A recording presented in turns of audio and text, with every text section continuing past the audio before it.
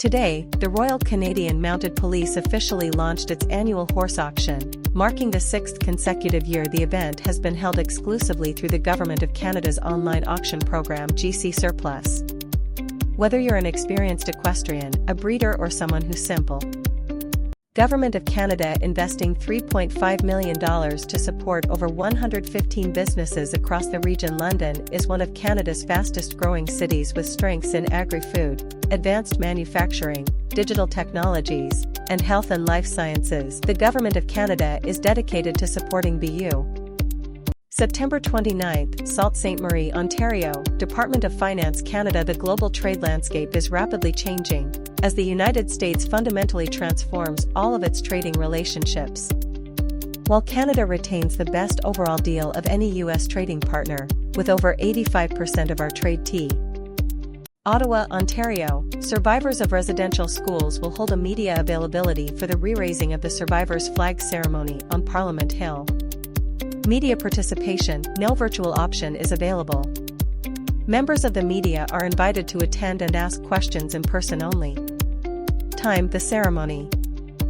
FedNor funds will help businesses develop new products and assist over 50 First Nations in creating AI frameworks. Vivian Lapointe, Member of Parliament for Sudbury, today announced that FedNor is investing $595,400 to support 3 technology and AI-driven initiatives. The announcement was made on the Honourable Melanie Joly, Minister of Industry and Minister responsible for Canada Economic Development for Quebec Regions, will deliver opening remarks at Canada's Competition Summit 2025, an annual conference hosted by the Competition Bureau. This year, the event will explore how competition can. The Canada Border Services Agency announced today that an arrest has been made following an investigation by the CBSA Ontario Firearms Smuggling Enforcement Team. This specialized team of criminal investigators, intelligence analysts, and intelligence officers are dedicated to investigating FIREAR. For the first time in Canada, the Minister of Justice and Attorney General of Canada has ordered a new appeal following a post-mortem conviction review in the case of Russell Woodhouse.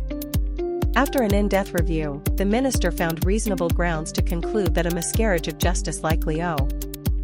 The Honourable Stephen Guilbeault, Minister of Canadian Identity and Culture and Minister responsible for official languages, is currently in Spain to take part in Mondiacult, the global conference of culture ministers from the 194 member states of UNESCO, which aims to define the global agenda for CU.